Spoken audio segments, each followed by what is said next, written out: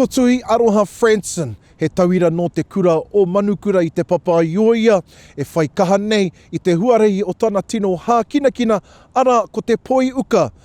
Ko tāna, e kahana ko ngā kaiako o te kura o Manukura, ki te āwhina iaia, kia taia, ki ngā ikeiketanga o tana tākaro, ara o te poiuka. Ko tua wharepapa tōku maunga, ko motu eka tōku awa, ko ngaitahu, ko ngati apa ki te rātō, ko ngāpuhi, me te au poiri o ku iwi, ko Tui Aroha Fransen tōku ingoa. He whetū maiangi e piata mai ana I te ao mātauranga, hākinakina anō hoki. Clearly, if I do want to be successful in my future, I will have to work hard, and it all comes down to the mind, and really the support around me. That's how I'm going to get there, really, to the place that I want to be in the future.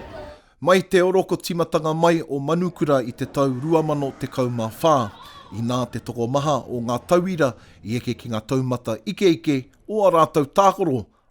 E tumanako hiana e Fransen, ko I te tuatahi ka eke I roto I te hākinakina poiuka. I love my softball and rugby. So for softball, I've participated in club nationals for clubs, national teams representing Wellington. The opportunities we're provided at the school are so huge.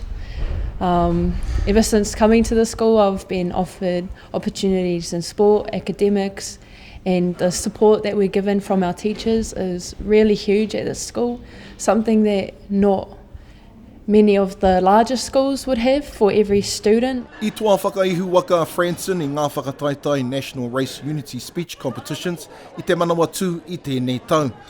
Ko ia hoki ka whakakanuhi I te rohe ki ngā whakataetae āmotu a te rāmarama. We had about 2 weeks prep, me and another student at our school, to prepare for regionals. That was quite a serious time to learn all that speech in a week. But going to regionals, I wasn't expecting much. I was just going there to, have a go. He toko maha o te hunga kua tautoko I aia ki te whanaki haere I ana tini pūkenga. Ki roto ki waho hoki I te akomanga. Ko tā Fransen, nā te kaha tautoko o tōna whānau, o na hoa, me ngā kaiako o tōna kura, ka pua waitia, ana moi a. I'd say all my kaiako around me, just always there, even when we're away with sport, need to catch up with things, they're always there to support us. My mum and dad, of course, so they're back in Wellington, so I'm a homestay in Palmerston North here at Manukura. Without them I wouldn't be at this school.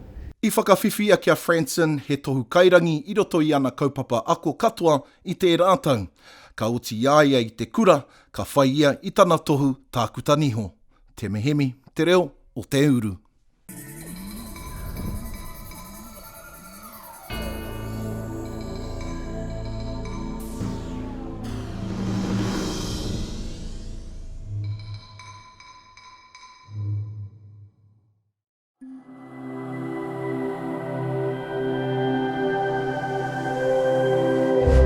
Ko te reo, te take.